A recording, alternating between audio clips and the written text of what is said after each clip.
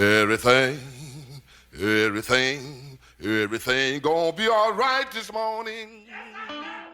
All right, here we go, ladies and gentlemen. Off to the races once again. Stoked for this one. Good to be catching up with her, man. We had a conversation, man, it's been, a few years now, pre-COVID, on Everything Combat with myself and UFC Hall of Famer Pat Milicic when we first had our conversation with Lisa. I'm going to put the link to that conversation in the description of this episode so you can kind of get catch up, or one of our first episode, or our first conversations with her.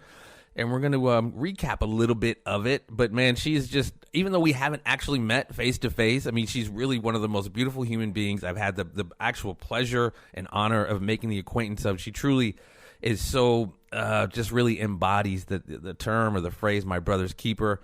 I mean, if you don't know who Lisa McClellan is, her brother you just wreaked terror in the middleweight division. Gerald the G-Man McClellan, he was the former middleweight champion WBO from 91 to 92, WBC middleweight champion from 93 to 95.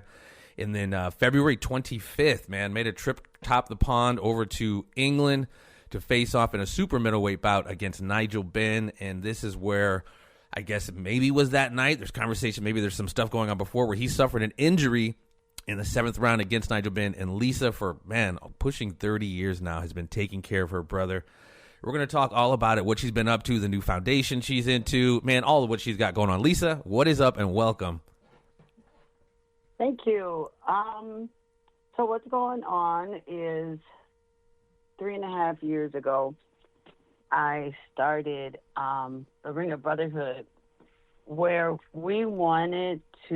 partnered with some wonderful people. One being the co-founder is a Pastor Kevin Person. He's from Fresno, California. We partnered to do a docu-series about the lives of fighters after their careers are over. But we didn't want to do the average, where are they now? So we wanted to film, like, whatever condition we found the fighter in, we helped that fighter get to a better place. If he was homeless, we helped him find housing.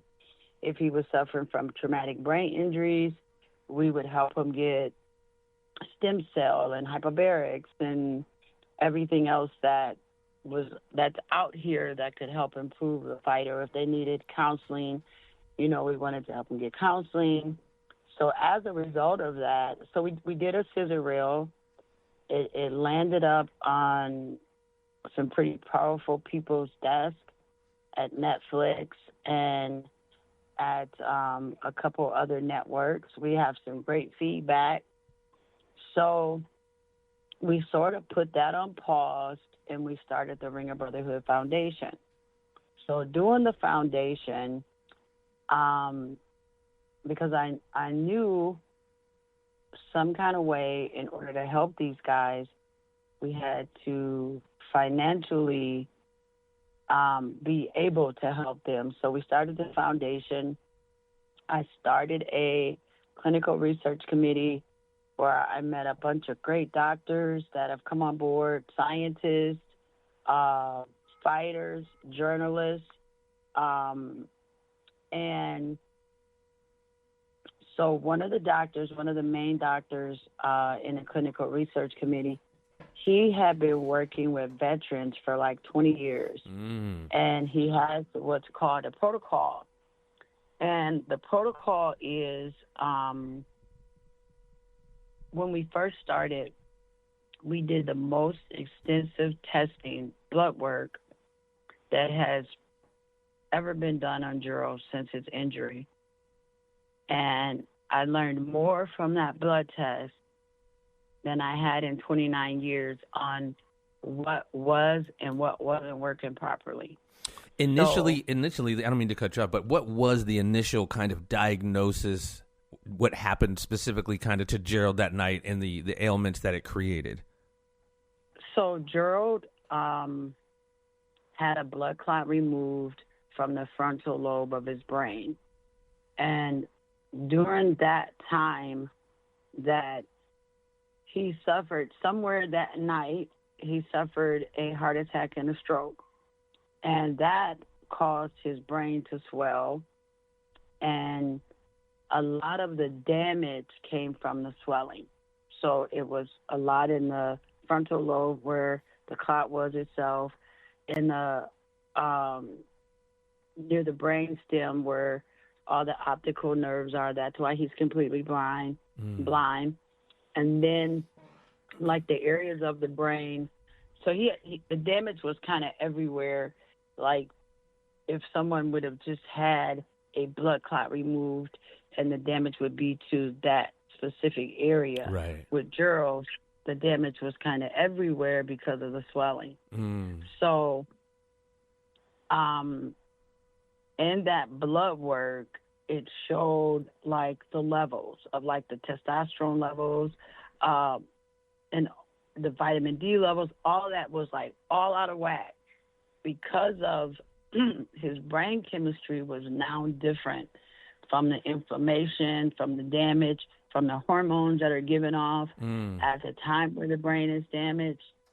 So Dr. Mark Gordon at Millennium Health, he has the protocol where he bring all of those levels back to where they're originally supposed to be. Right. First, he was given something to remove the inflammation. So, and then after that, I give Gerald testosterone injections, like every 3 days. I give him testosterone injections, and then I give him a peptide injection. And I'm still learning a lot about the peptides, but this particular peptide that Gerald is taking, and I do those injections twice a day. They fire the neurons in your brain. So as a result of that, we are now on, like, month 4 of the treatment protocol. As a result of that, his speech isn't as slurred. His short-term memory is a lot better. And as far as, I remember watching the documentary, you had said he's, like, he remembers stuff. He's still got the sense of humor. He's still got some long-term, like, hearing you ask at the recent clip I have, or you guys in the Ring of Brother, he's like, how'd the fight end? Did he headbutt? He's pretty aware of something went down that night, but he just wasn't quite sure what. But see, up until recently, when we had a conversation about what happened that night, it would be what I've told him over the years that has now become a part of his long-term memory. Oh. So I've always cushioned the blow and say, you went down on one knee and I never said you had a loss or any of that, and just made it as soft as I could for him. Right. Because you haven't seen the whole fight, right? You haven't seen it all? Never. Right. So now, like a month and a half into the protocol, out the blue one day, he says, Lisa, do you know why I took a knee in the fight? And I'm, like, holding back the tears. Wow. And he said, because everything went black, I couldn't see anything, and I couldn't hear anything. And that's why I took a knee. So his brain is firing. Wow. And he's having memories, and he's really sharp. And all I know, I don't know where we'll end up after this protocol.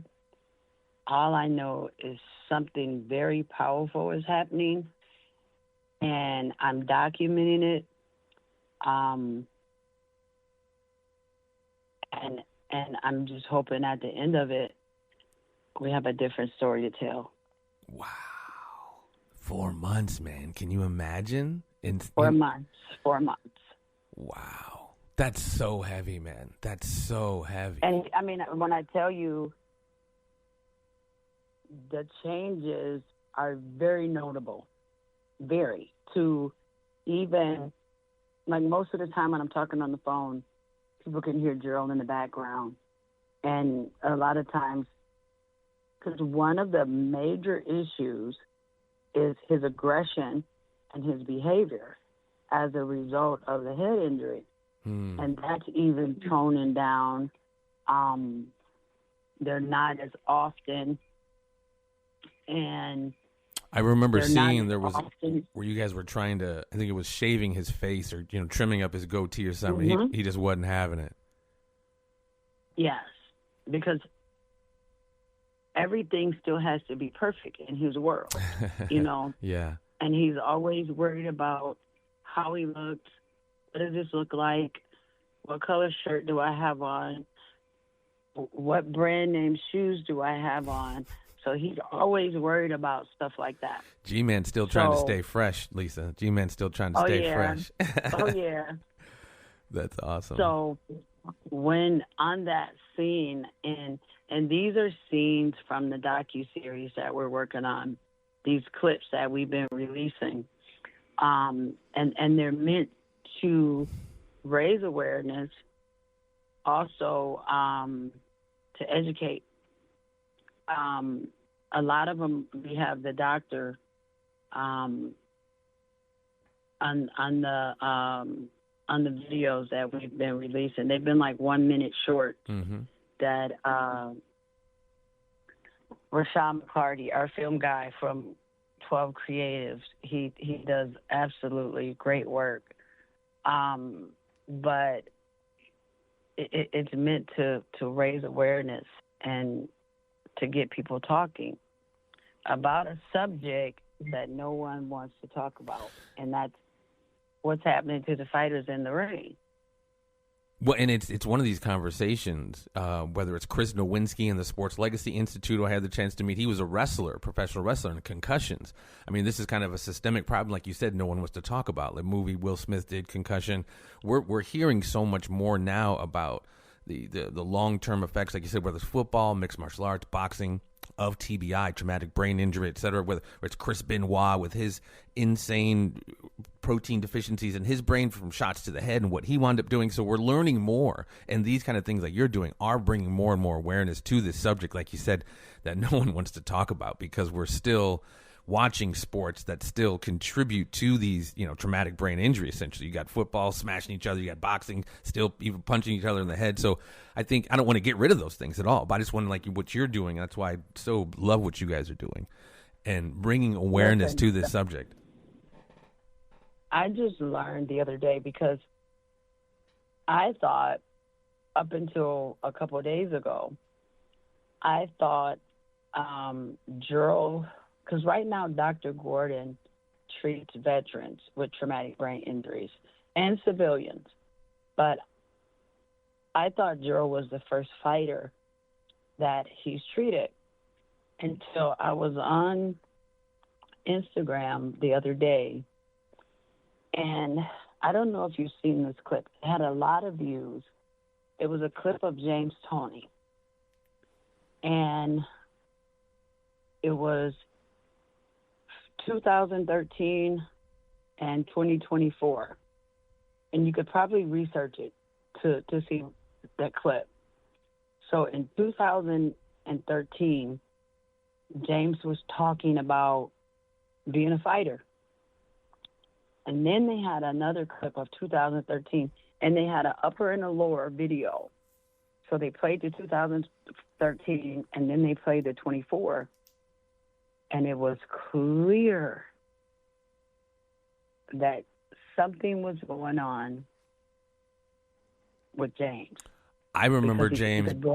Yeah, back in Tuesday Night Fights, early James, he was sharp as a tack. And even in 2014, I could tell he was slipping. So I knew he's one of those where it's like it's very evident, especially now.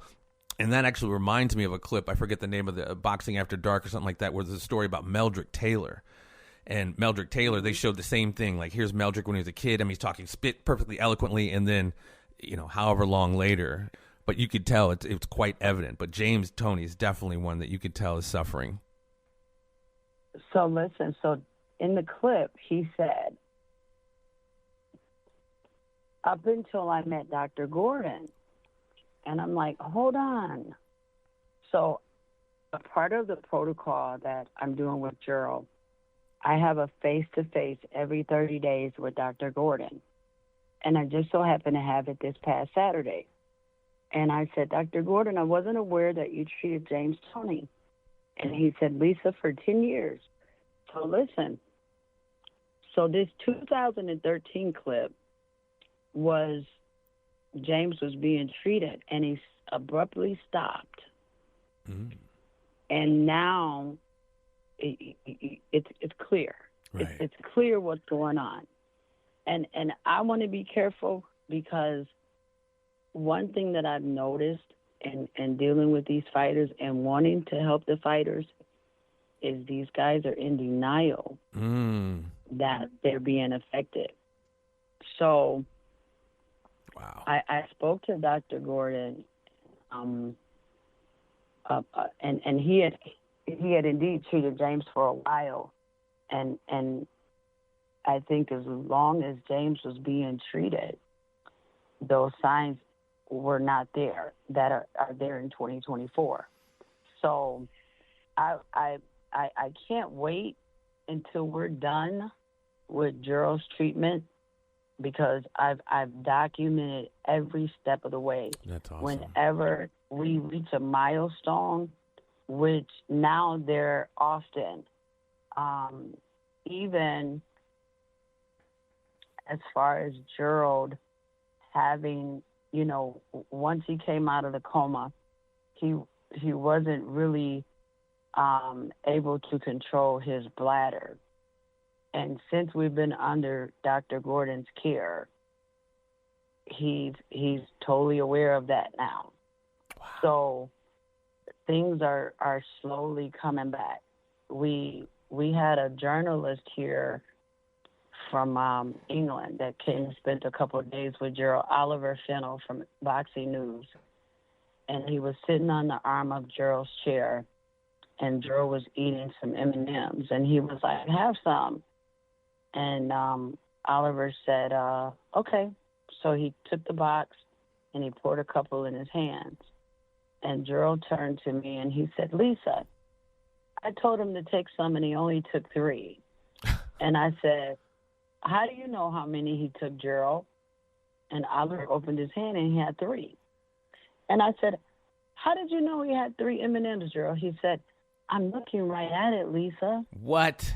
And, yeah. What? Yes. Wow. So I don't know. And I went to Dr. Gordon, and I said, explain this.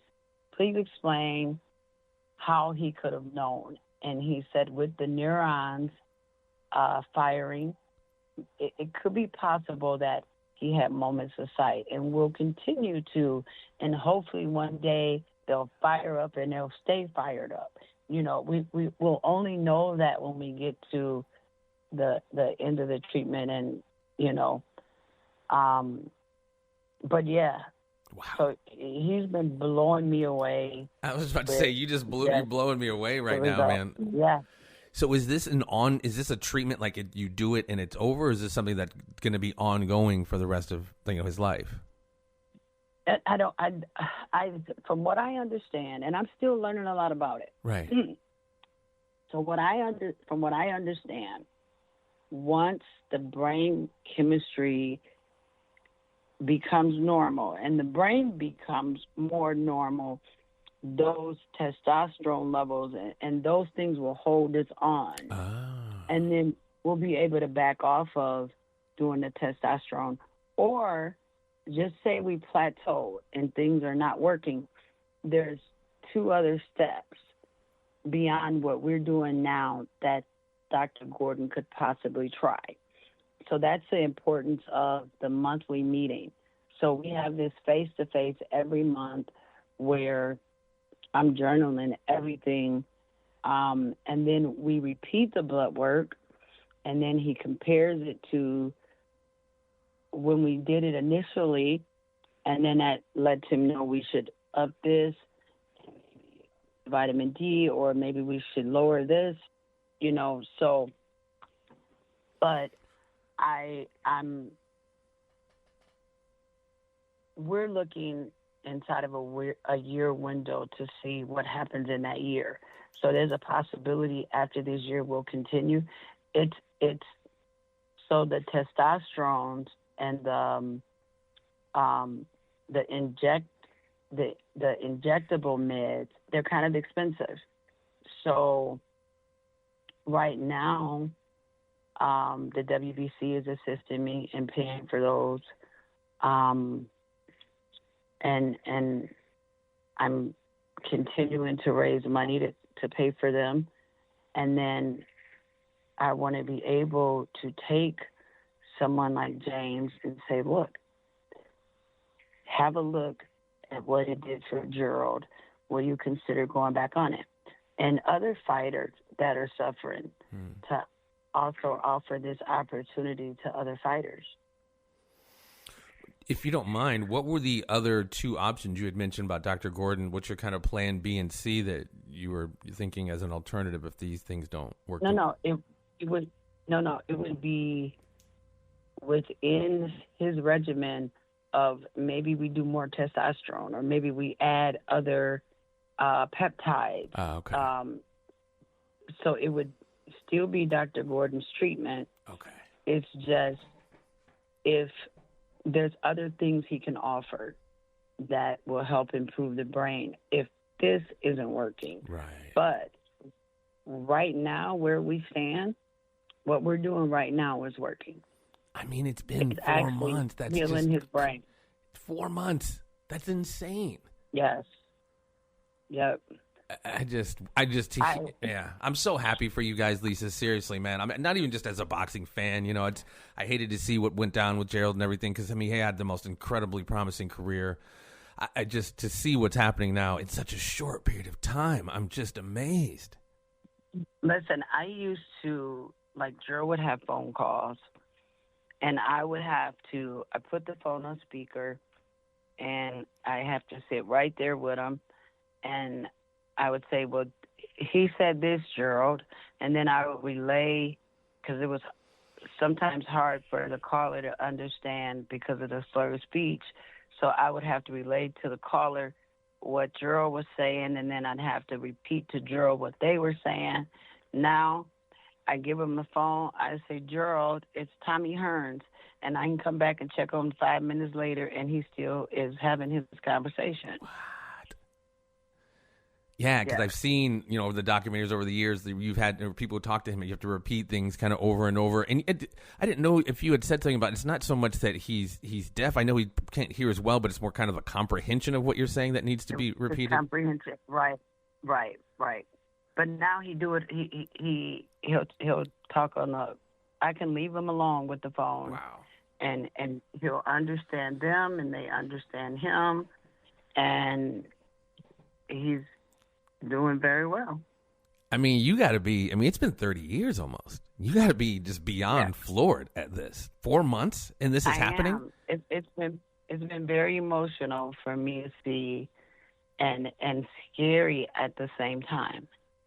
I've had these dreams that, like, I woke up in the middle of the night and, like, Gerald was up out of his chair, and, like, it's been really kind of scary, but I know that it's only because of God that we were given this opportunity, and I believe that there's no way God will allow us to have this opportunity to leave us, and that it is going to be a pot of gold at the end of the rainbow. I just know it. Won't he will? Won't he will? Yeah. Man, I can only imagine how you guys are feeling around the house, man. I'm happy. I'm elated. I cannot believe seeing. I just, because it just has seemed like it's been so. It seemed like when I talked to Dr. Gordon on the monthlies, because even and we do FaceTimes with him and Gerald, and for some reason I couldn't get my camera on Saturday when we did the FaceTime, but he did talk to Gerald, and Gerald said, "Do you have a favorite fighter?" And Dr. Gordon said, the G-Man. And Gerald was like, that just hit me in my heart. And it's like, so you're talking to Dr. Gordon, who we did this 4 months ago when he talked to Gerald, and Gerald's attention span was all over everywhere, where when Dr. Gordon tried to have a conversation, he could barely hear him, he could barely understand him. To him having a conversation with him now, just I seen the tears in Dr. Gordon's eyes Saturday. That like I may be able to help this young man. And I just seen something in Dr. Gordon, like it was like he got very emotional, but it's because he's seen what has happened in these 4 months. Wow. Shit, I'm sitting here trying not to lose it, Lisa. I just, man, I can't even. No words, man. There's no words. I mean, it's in the world we live in. It can get a little crazy, and I always have. And you're one of them too, Lisa. You're this agent. You're this altruistic agent of alchemy. And when I say that, of course, you're not transmuting lead into gold. You're a part of something that is transforming a human being's lives, and there's just not a lot of people out here that can say that they're doing that. And that's why I just have so much affinity and love for you. I mean, obviously, Dr. Gordon's a part of this team as well. Man, it will. And another part that I, pick your brain about not every summer, but every so often is the food that you start growing for Gerald. You turn your whole backyard to a food forest. Talk to me about the role of good food has played in this as well. Just when Gerald had, as a result of the brain injury, Gerald's colon stopped working. So we removed the doctor removed his entire colon. So the small intestine is like his lifeline now. So that we have to keep healthy. So I started off after the surgery buying organic foods, just trying to eat cleaner. And it got really expensive. Yeah. So I started growing my own organic food. So this is like my 4th year. And it's just become a way of living now. I've been canning stuff and freezing stuff, and even for me, it's improved, my health too. Just eating healthier, being very particular, like what meats we eat, and but the garden also gives me a stress relief. It's like my time away from the stress, because it's stressful. It's very stressful. Oh, I can imagine. And so when I come out in my garden, I can kind of therapy. Therapy. Yes, I bring my gospel music, or I listen to. It's a guy named Prophet Lovey. I listen to him while I'm out here, and I can kind of just lose myself and forget all about the stress, and then just it's such a stress relief. But it also, I enjoy it. Sometimes I'm out here 7-8 hours a day, and it's very stressful. It's a big stress relief. Right. Well, and I'm sure that's absolutely crucial. And like you said, you've been doing it for the last 30 years. And our last time we talked, which was 4 or 5 years ago, I think we had to delay it a little bit because you had, you've been, like you said, lifting. You've been taking care of Jared for 30 years, and that involves lifting a grown man that's, 200 plus pounds. So you had your own physical ailments that you had to get some treatment for, some surgery for. Yeah. I actually retore my, I had surgery on my right shoulder, and now about a month ago, I tore my left shoulder, my left rotator, but I didn't tear it lifting Gerald. I actually tore my rotator out in the garden. Oh, no. So I've been having to take it easy, but instead of doing the surgery this time, one of the doctors that's on my clinical research committee is a chiropractor. So he's been giving me treatment. So I drive up to Wisconsin when I visit my daughter, and he get me in whenever I can get there. So I've been getting some therapy from him for that. Is it working? I've only been once since I tore it, and I think if I could have the therapy and rest for maybe 2 or 3 days, it probably would work. But I go from therapy and I go right home to taking care of Gerald. Right. No chance for rest. Right. So I'm going to continue to do it to see if I can.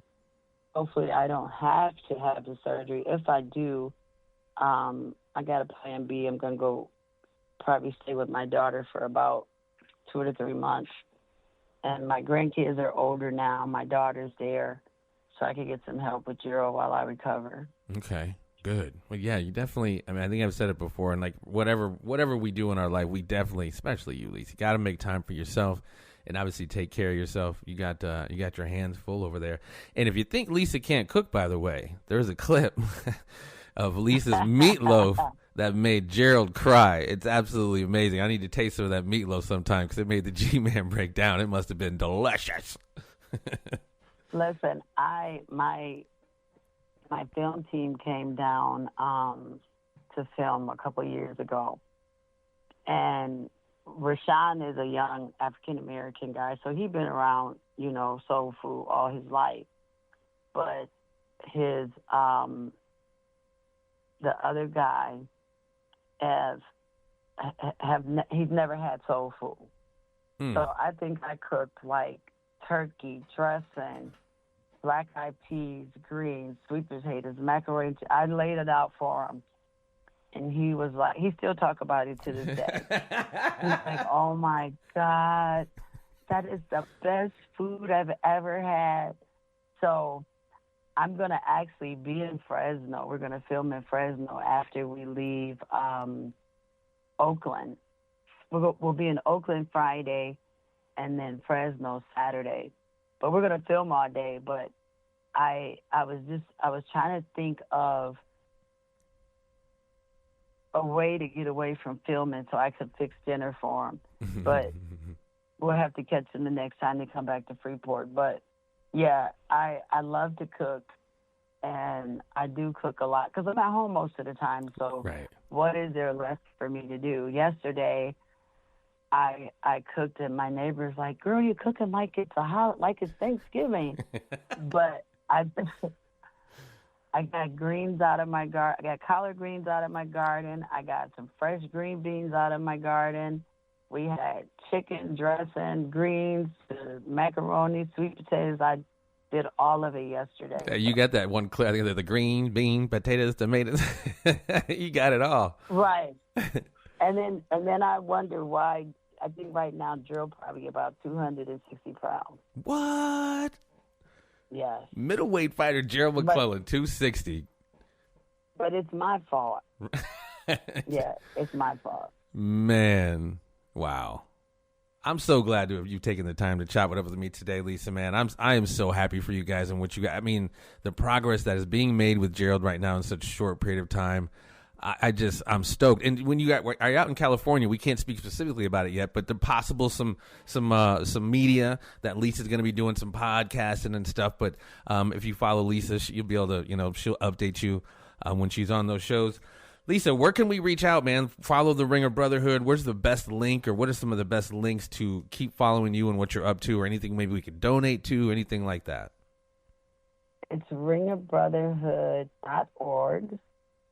ringerbrotherhoodfoundation.org, or Ringer Brotherhood Foundation on Instagram or on Facebook, Twitter, and Ringer Brotherhood Foundation on YouTube.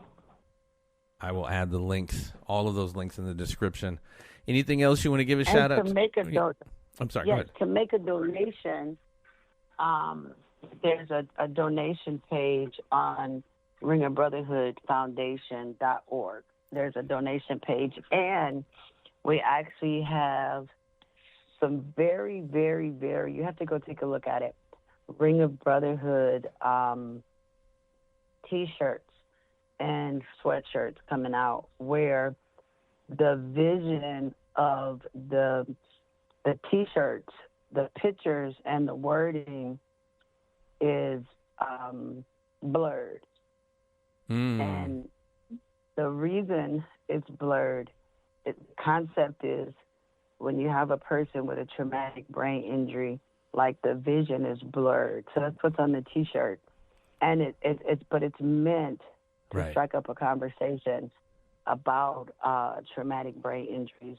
And there's for every T-shirt you buy, or right now we're gifting the T-shirts to, for Mike Tyson, for him to wear, maybe Andre Ward, Roy Jones, people like that. We're just sending the T-shirts out to raise awareness of who we are and what we're doing.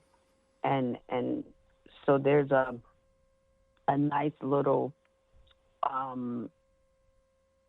it's an explanation that explains the concept of why the vision is blurred on the shirt. That's a very insightful concept, too. Like you said, start a conversation. I think that's a great idea.